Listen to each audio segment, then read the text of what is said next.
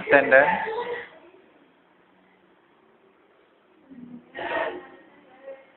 And okay. Anselm continuation. 4:30 p.m.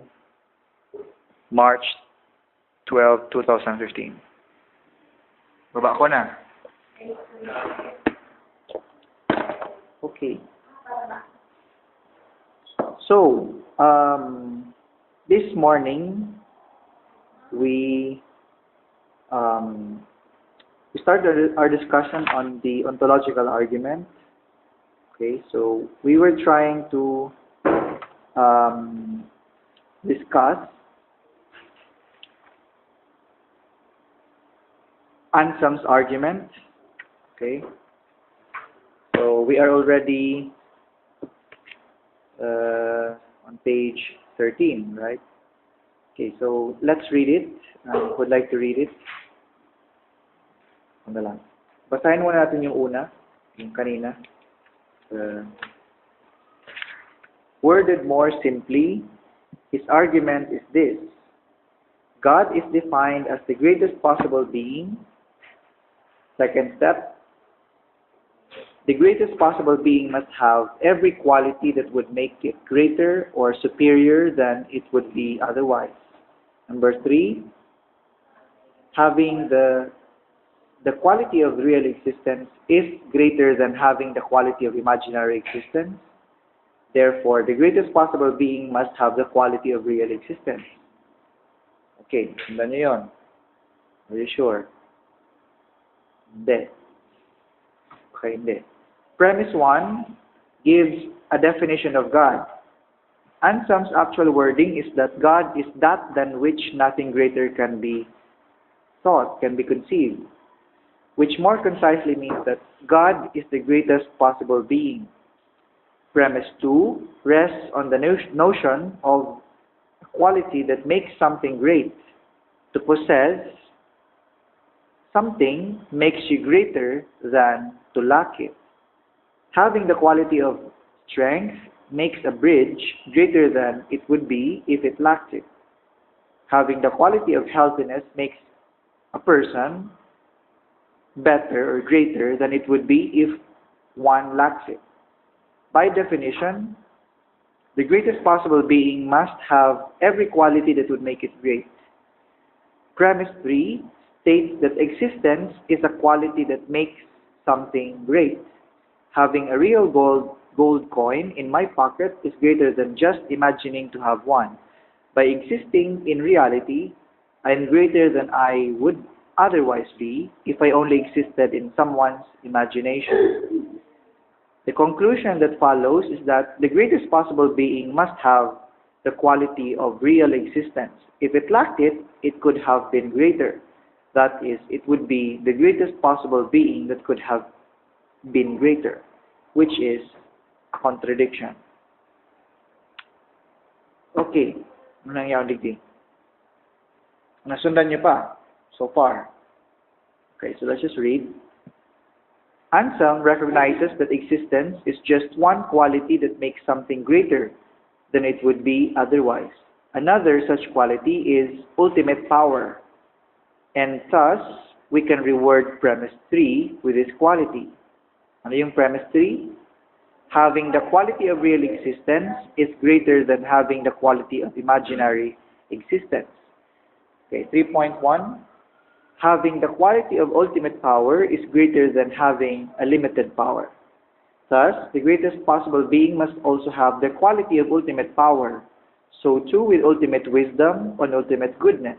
So all the yun is mga absolute perfections. Ay, sarado mo na, Margie, kasi kabukas yung aircon. Anselm writes that the greatest possible being is just, truthful, blessed, and whatever it is better to be than not to be. For it is better to be just than not just, better to be blessed than not blessed, and so on and so forth. Anselm uses this strategy to show that not only does the greatest possible being exist, but that it exists necessarily. That is, it must exist. if it is to be the greatest possible being. It would be impossible for him not to exist, or as he words it, it cannot be conceived not to exist or not to be. Thus, again, we can reword premise 3 with the quality number 3.2. Having the quality of necessary existence is greater than having contingent or unnecessary existence. The term contingent, as used above, refers to things that just happen or happen to exist, but don't need to exist, such as myself, chair I'm sitting on, and every other physical thing in the world. That is, we can conceive of a universe where none of these things existed. By contrast, necessary existence has to do with things whose non-existence is impossible. Mathematical concepts such as 2 plus 2 equals 4 might be examples of these, since it is impossible for these notions to be false. Anselm's point above is that necessary existence is superior to mere contingent existence, and thus the greatest possible being must have the quality of necessary existence. Kuha na natin. I-restate nyo nga yung ano ba yung sinasabi ng point ni Anselm? Wag mo nang basahin yung kay Gaunilo. Anong pinaka-point ni Anselm?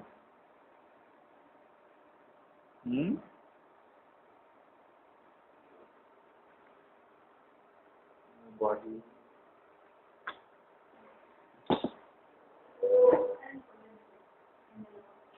Lahat. Anong pinaka-point niya?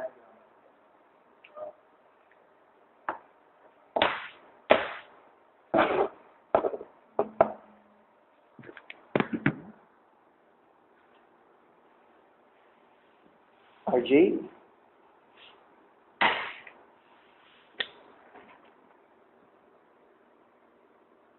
Sundan niyo ba?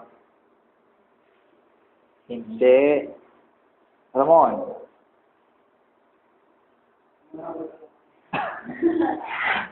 Jam? Hindi rin. Oh my gosh. Alam ko, oo. Oh. So, the way Anselm understands God is in terms of having the maximum possible perfection. Yun. Perfections. Okay. God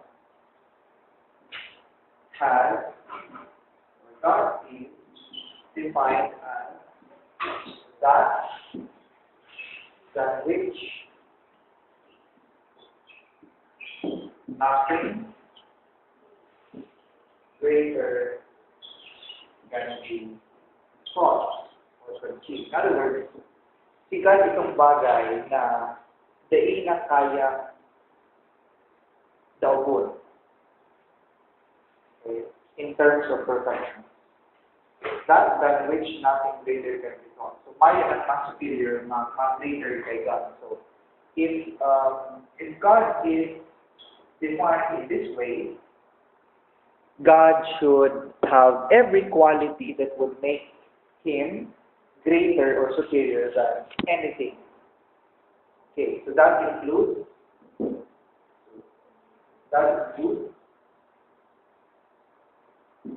ano yun? Ultimate power.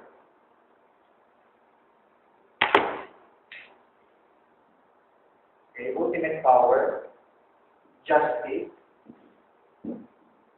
goodness,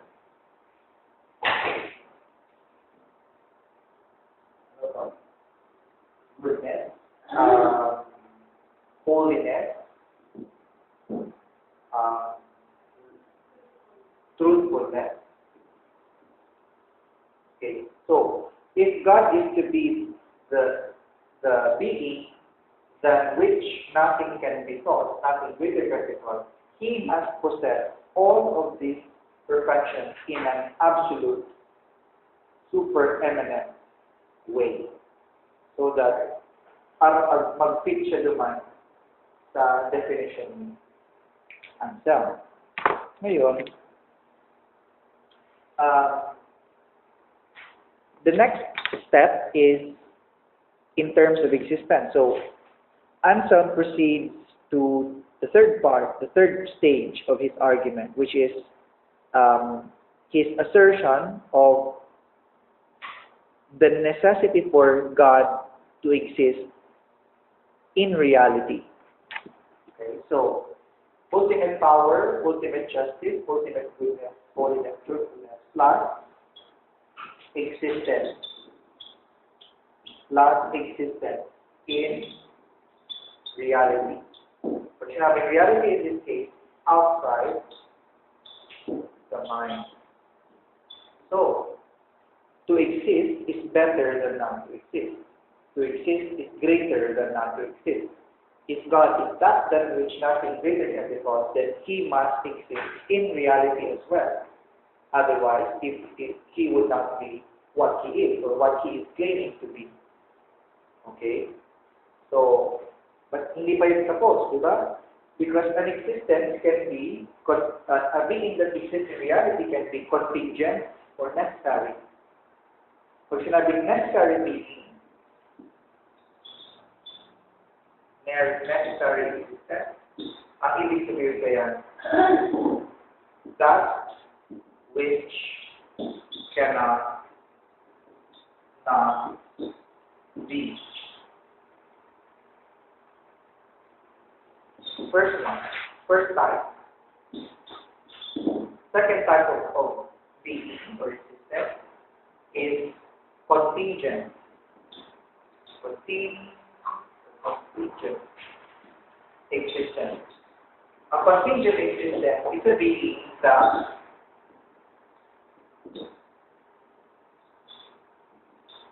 which can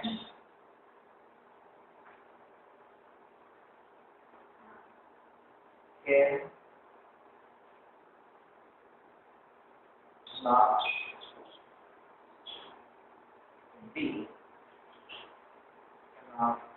Not be. Laging ng dash. That which cannot not be. So, itong bagay na imposible tayo nag-exist. Itong bagay na pwede tayo nag-exist. So, ang contingent existence is itong bagay na pwede nag-exist, pwede. There is no necessity for that thing to exist. For example, myself, things would continue to exist even if I don't exist. Right?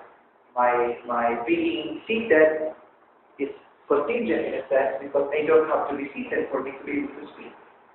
Okay, but in terms of God, if God is that than which nothing really can be conceived, then He must also have this type of existing, which He calls necessary existence. Okay, these are two modes of existing. Existing necessarily, meaning they pwedeng di ako mag-exist. They pwedeng hindi siya nag-exist. Pero God's essence is existence itself. So, you cannot conceive existence as not existence. It's just contradictory. So, if God is to be a being that which nothing really can be thought, then He must also have a necessary existence. Not just existence, but a necessary existence. Hindi siya pwedeng dahil mag-exist. Otherwise, walang mga bagay-bagay. Okay. To create is better than to create. So He must also be a creator. So, yeah, so necessary existence. So these are perfections. Okay, absolute perfection attached, or not attached, but applied or associated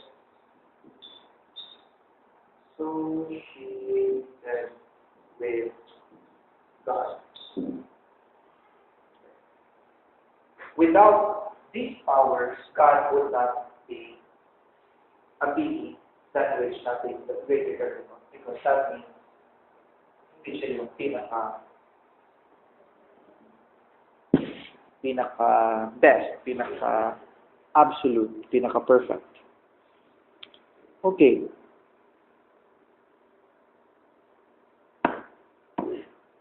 Nasundan nyo na ba? Sige daw, kumo daw. Yes.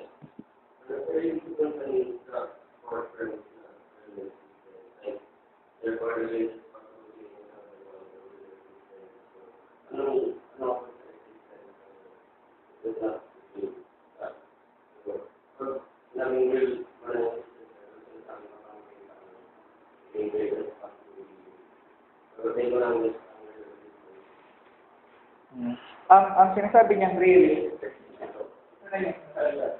existence or existence outside the mind. Remember, kasi nagpuon si Anselm ng parang thought experiment. Dito sa mind lang ito muna. Ito. Kasi thought lang siya eh. Ito.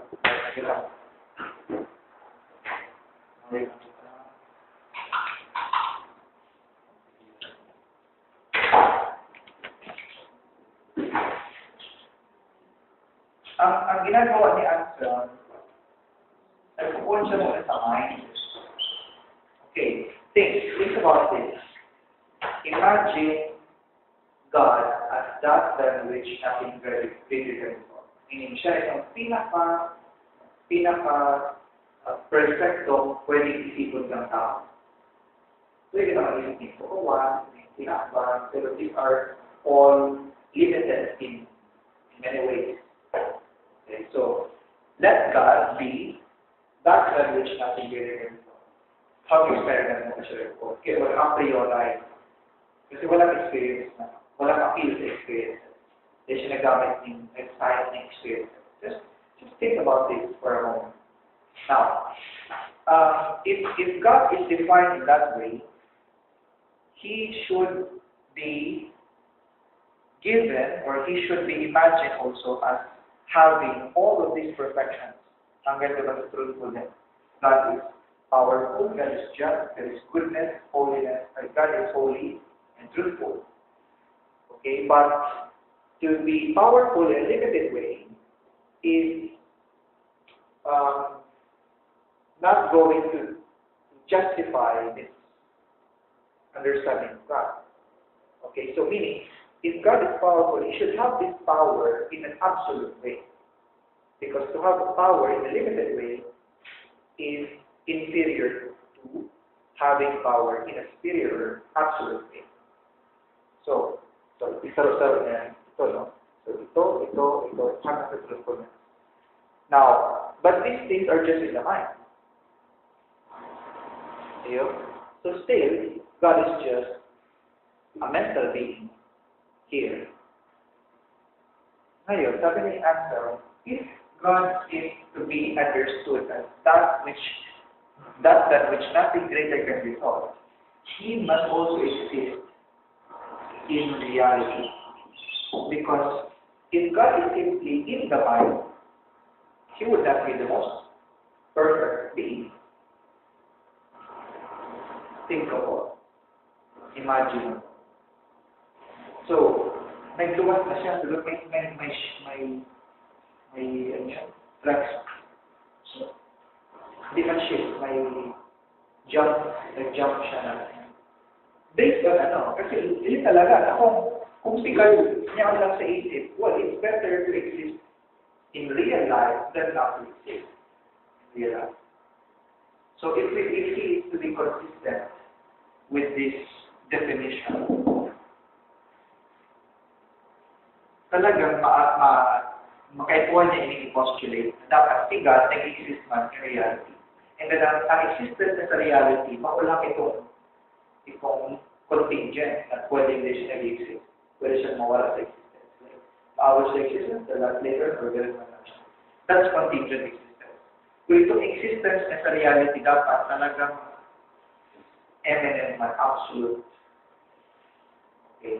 So, di siya pwedeng ma-imagine na di nag-exist. Na, kung ano ba? ang ginamit nila sa politiko. Kung di ba kaning kwarta, or bata, may bata na lang. May bata ka here, imaginary girlfriend, and may real girlfriend ka. Of course, this is greater than that. So kung si Gading lang nag-i-stand, hindi lang siya pwedeng mag-exist. I-inferior ng siya. So, hindi siya greater. For him to be greater, he has to exist also in reality, not just in the mind. And therefore, God exists in reality. Ang problema lang kay Anselm, kung paano siya nag-jump, hindi. Medyo nasakit siya niya. Oo nga, pero masyadong logical. Then, may problem actually. Kung hihiliman mo siya. Logically valid siya eh. Magiging problematic lang siya kung nain mo na ako o ini. Diba? Kung nain mo siya i-accept in definition ni God. Kasi naman yung siya sa mga kapadalos. Pero usually, we imagine God as the most perfect being. Kaya, if God is perfect, He must have these perfections too. And He must possess these perfections in a most perfect way. And part of His perfection is to exist. Not just in a contingent way, but in a necessary way. That makes Him that than which nothing greater can be. So that capitalized na siya. Because it's already God. That refers to the Supreme Being. So, nag-get niya na. So, pero, actually, for many years, scholars, philosophers were trying to criticize this argument, but they could not point out what's wrong with the argument. Pero it works. Yun ang claim. Yun ang problema siya. A priori siya. Pero pag si Aquinas, i-reject niya ini. And ma-proportion yung bago based on experience. Kasi everybody, hindi pwedeng i-deny kang kabos na may emotion pa rin talaga. May goodness din. May order sa kinakpan.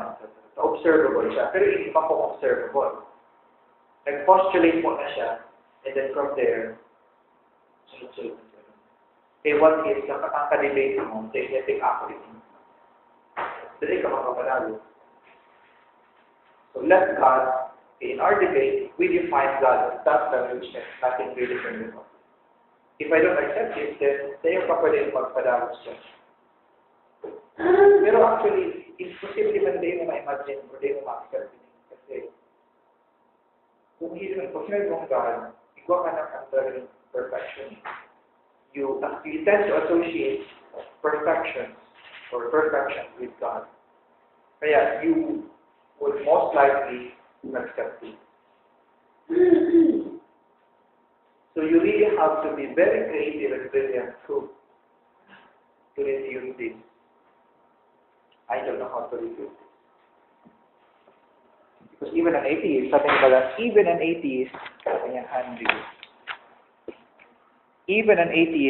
is convinced, okay, even the fool who says in his heart there is no God, in other words, the atheist, is convinced that something exists in understanding, at least, that than which nothing greater can be conceived. Yaon yun sa understanding. For when he hears this, he understands it, he gets it. And whatever is understood exists in understanding, and assuredly, that than which nothing greater can be thought, can be conceived, cannot exist in understanding alone. For suppose it exists in understanding alone, then it cannot be conceived to exist in reality, which is greater. Therefore, if that than which nothing greater can be conceived exists in understanding alone, the very being than which nothing greater can be conceived is one than which a greater can be conceived. But obviously, this is impossible. Hence, there is no doubt that there exists a being than which nothing greater can be conceived. And it exists both in understanding and in reality. Ang pwede mo na sa nang gibuhon sige siguro, i-question mo itong mga perfections. Is existence really perfection, a quality of God? Because these are usually qualities. Qualities. Ayun, pwede mo, may nagkikita kayo siguro si Immanuel Kant. Bako man hindi Anselm kulit kay Descartes, pero kasi more or less, pareho sila ni Anselm. Pareho sa proofs for the existence of God ni René Descartes. Nag-doubt niya gabos, pero pag-establish si sarili. Pero ano ganun kay Agostino. Pero from the self, he was able to establish the existence of God because the self is able to conceive of perfections which could not have been created by the self, but could only have been placed in the self, in the mind, by a superior being, which is God. So if perfections exist in the mind, and if the self did not put it there, then somebody must have placed it there. And that is what Descartes called God. Ang kine-question lang ni Immanuel Kant, ito, is existence a quality?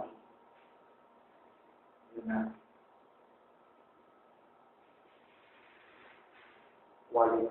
Quality ba yun? Kasi ang ano kaya digdig? Let's say, yeah.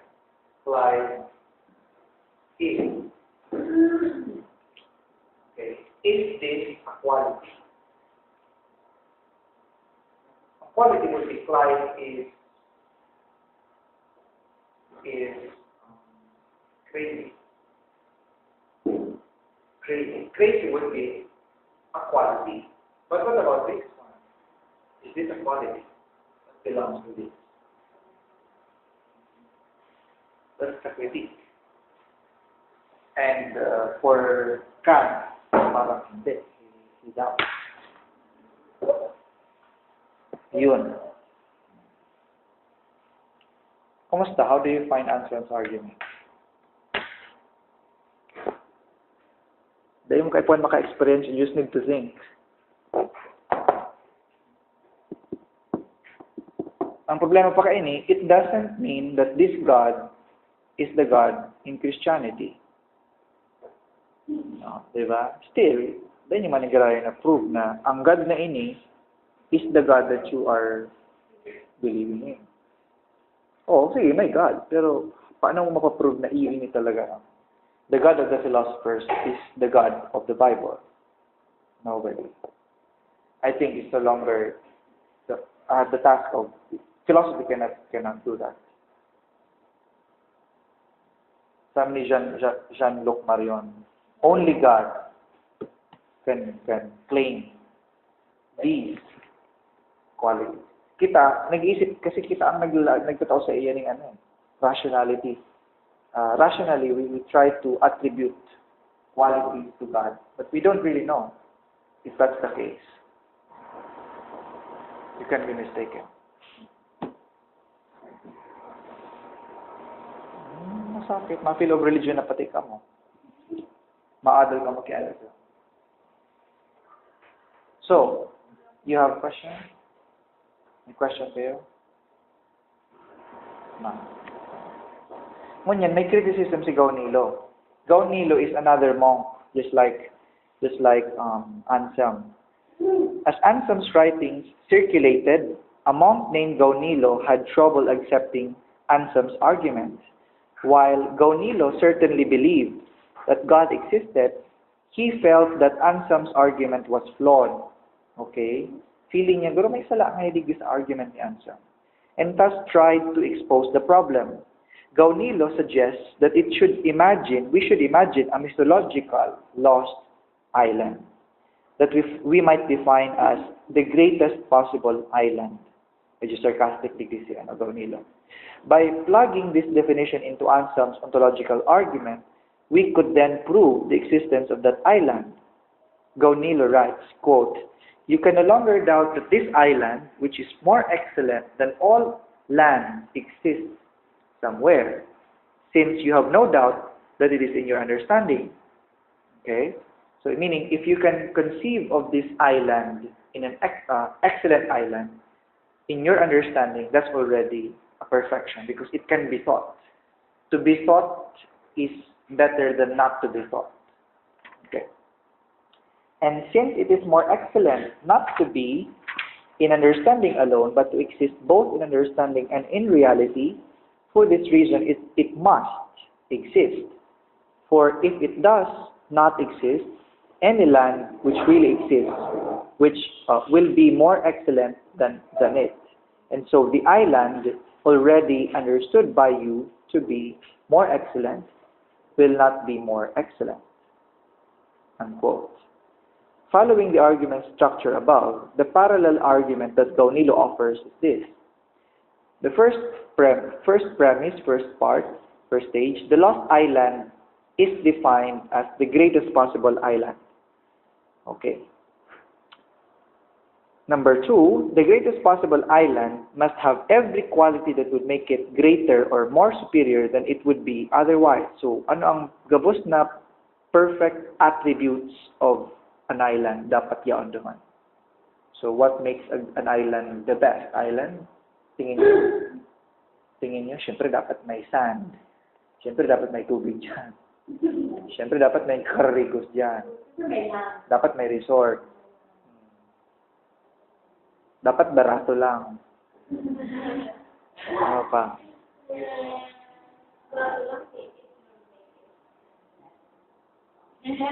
Yun ang ani, yun ang ani. Oh. Cheaper is better.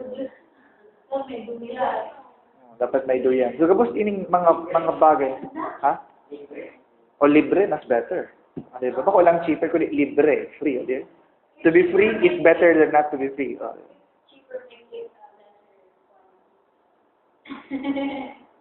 Oh, yun na yun. Pwedeng, siguro, mahalon, pero better. Ano pa ang qualities ng Sarong Island na dapat yan? RJ, tingin mo. Dapat may buko juice. Dapat may fishball. Ano pa? Dapat may mga babae duman. May wifi, may nag-volleyball. So, kapos na pwedeng isipon taman naman sa island, tanganin mo yung perfect island siya. Dapat yaon. Okay? White sand. Pwede man pink or blue. Or rainbow. Tapos dapat sanitary ni duman. Okay. Dapat pwede mag-scuba dive. O, tama na. Nakulo na. Dapat pwede tang dumanon. Haranila. Tapos may imat-imat. O, diba? Chus. Kimat-kimat. The greatest possible island must have every quality that would make it greater or superior than it would be otherwise. Having the quality of a real existence is greater than having the quality. Okay, suppose, gabos inayawan sa isip ta, nag-exist. Perfect island. Pero sa reality still, hindi siya greater. So therefore, if that island is to be the greatest possible island, it must also exist outside of the mind. Because to exist outside the mind is better than to exist merely in the mind. Diba? Pero pwedeng, dahil mo talaga nag-exist itong iniisip. Yan ang problema, digdi. Diba? Pwede ba lang daiman? Kaya lang digdi. So yun kitang pwedeng hanapon. The larger point of Gaunilo's criticism is that Anselm's type of argument is so flawed that it would show that existence of greatest possible anything. Pwede, maski ano nilang palang pwedeng maging greatest possible being. The greatest possible shoe, the greatest possible unicorn, the greatest possible eyebrow. Diba? Bakit?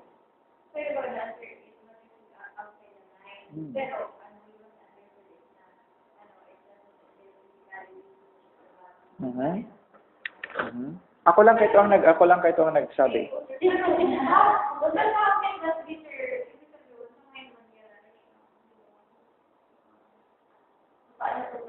Hindi, pwedeng nag-exist siya outside of the mind, but his existence is not limited by physicality. Because to exist in an embodied state is to be limited in space and time. And to be limited in space and time is of lesser perfection than to exist transcendentally, naglalagbas sa mga limitations. In other words, they are illimited. To be unlimited is greater than to be limited. So, God must exist in an disembodied or non-embodied state for Him to be that than which nothing greater can be thought. Diba? Nagets nyo? Kasi kung hindi pa rin siya pwedeng are you saying na dapat may may physicality?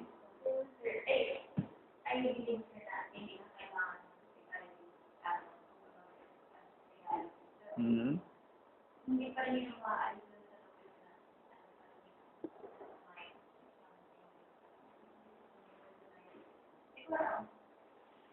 Pwede. Pero yun na nga, pero may logical necessity kasi pag sinabi mong greatest possible being, dapat hindi lang siya nag-exist dito. Dapat even outside. And kung sa luwas man siya nag-exist, dapat ganito pa rin siya. Siguro, yun nga. That's why Aquinas nga rejected this because garo digdi lang talaga siya, a priorite lang talaga siya. But it works, really, no? So, medyo siya, consistent, logical. Anselm gave an extensive reply to Gaunilo, attempting to show that the argument format only works with the greatest possible being, and not with things like islands, or shoes, or unicorn, or eyebrow. Okay.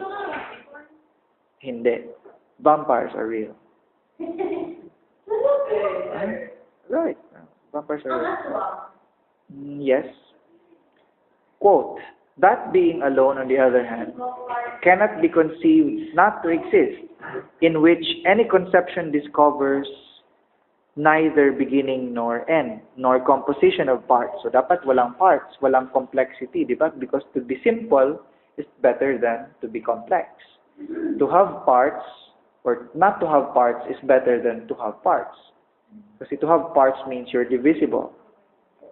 Okay, you're divisible and you are capable of being corrupted. Okay, which is true to the body. And which any conception finds always and everywhere as a whole. So then, of God alone can it be said that it is impossible to conceive of His non-existence, and yet many objects, so long as they exist in one sense, cannot be conceived not to exist. Kasi nga, contingent lang sila. Ayun. But in what sense God is to be conceived not to exist, I think has been shown clearly enough in my book. Siguro sa iyo talaga clear na maray na. Ayun talaga.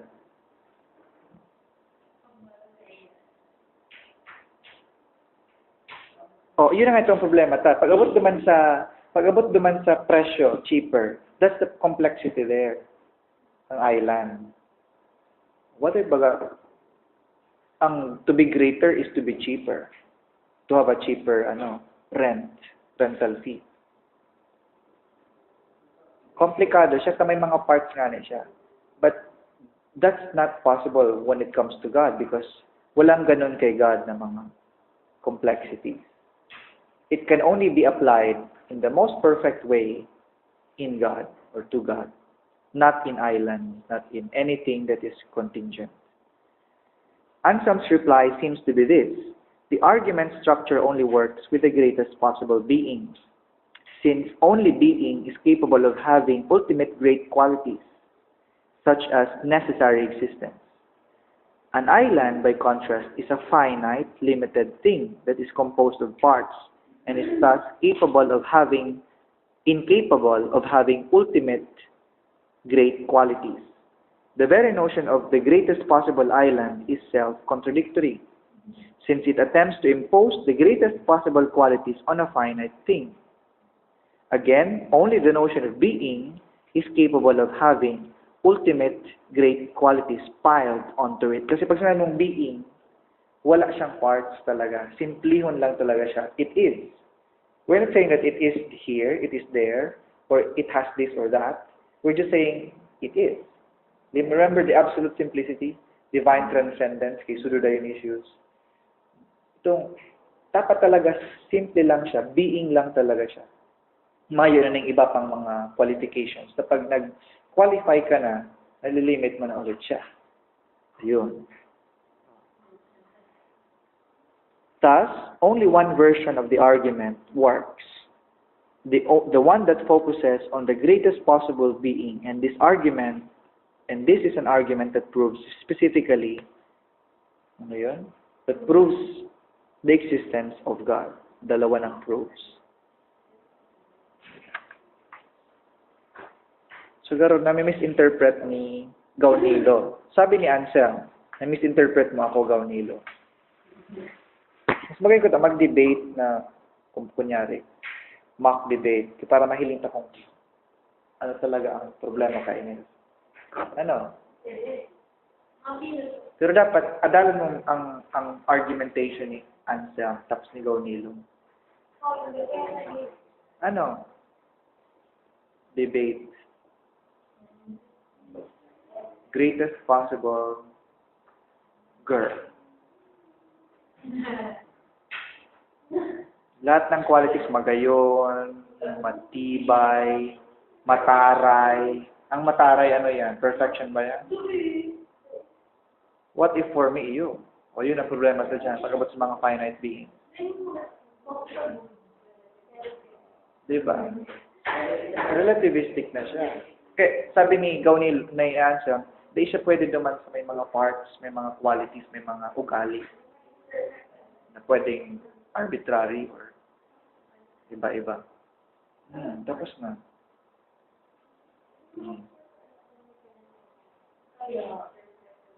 Yun ang problema. Pag ginibo mong God, or nilaan, ano mo ini, define mo ini, impose mo siya duman sa wrong finite object.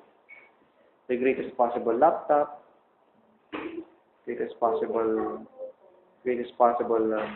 sex, greatest possible cell phone. Baka ito. Okay pa. Ang nadalan ko lang mga 10 shades.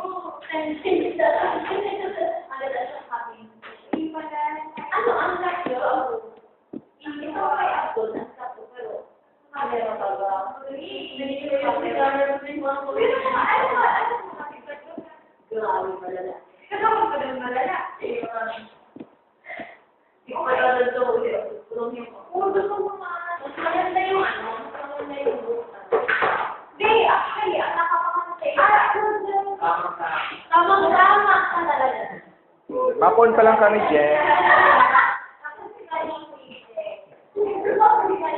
Mapon pa lang kami, Jen. Magsibashi. O, sige daw. Evaluation. I-explain yung i-Jen. Hindi ako mataram. Mataram lang ako pag mali na ka mo. Dali. Robot na tabi si Jeng. Yun eh. Smile, Jeng. Thus, the greatest possible being must also have the quality of ultimate power. So too with ultimate wisdom and ultimate goodness. So all the yun is mga absolute perfections. Ay, sarado mo na, Margie, kasi kabukas yung aircon. Anselm writes that the greatest possible being is just, truthful, blessed, and whatever it is better to be than not to be. For it is better to be just than not just, better to be blessed than not blessed, and so on and so forth. Anselm uses this strategy to show that not only does the greatest possible being exist, but that it exists necessarily. That is, it must exist if it is to be the greatest possible being. It would be impossible for him not to exist, or as he words it, it cannot be conceived not to exist or not to be. Thus, again, we can reword premise 3 with the quality, number 3.2, having the quality of necessary existence is greater than having contingent or unnecessary existence. The term contingent, as used above, refers to things that just happen or happen to exist, but don't need to exist, such as myself, chair I'm sitting on, and every other physical thing in the world. That is, we can conceive of a universe where none of these things existed. By contrast, necessary existence has to do with things whose non-existence is impossible.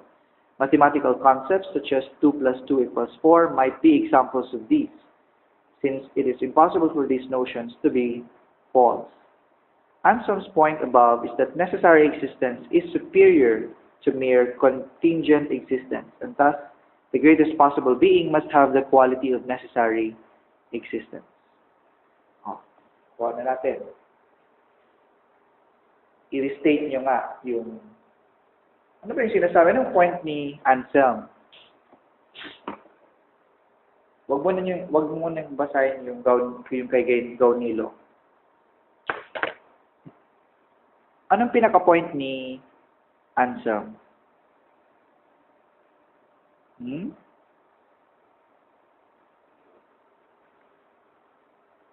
Body.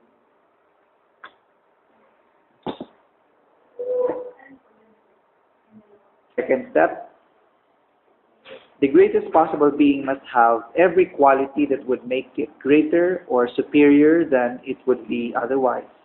Number 3, having the quality of real existence is greater than having the quality of imaginary existence. Therefore, the greatest possible being must have the quality of real existence. Okay, sundan nyo yun.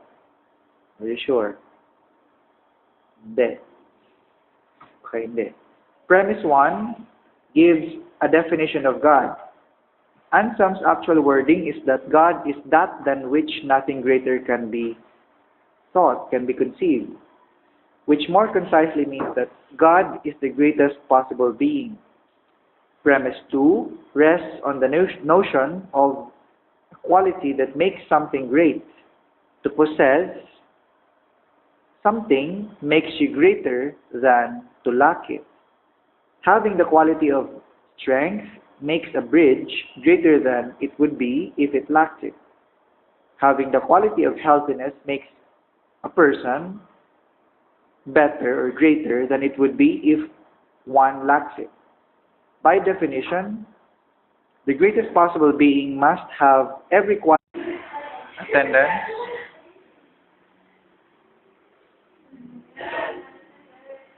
And okay. Anselm continuation. 4:30 p.m. March 12, 2015. Baba ko na. Okay. So, this morning we started our discussion on the ontological argument. Okay, so we were trying to discuss Anselm's argument. Okay, so we are already on page 13, right? Okay, so let's read it. I would like to read it. Ano lang. Basahin muna natin yung una, yung kanina. Worded more simply, his argument is this: God is defined as the greatest possible being, the quality that would make it great. Premise 3 states that existence is a quality that makes something great. Having a real gold coin in my pocket is greater than just imagining to have one. By existing in reality, I am greater than I would otherwise be if I only existed in someone's imagination. The conclusion that follows is that the greatest possible being must have the quality of real existence. If it lacked it, it could have been greater. That is, it would be the greatest possible being that could have been greater, which is a contradiction. Okay. Ano nangyari digdi? Nasundan niyo pa so far. Okay, so let's just read. Anselm recognizes that existence is just one quality that makes something greater than it would be otherwise. Another such quality is ultimate power, and thus we can reward premise 3 with this quality. Ano yung premise 3? Having the quality of real existence is greater than having the quality of imaginary existence. Okay, 3.1. Having the quality of ultimate power is greater than having a limited power.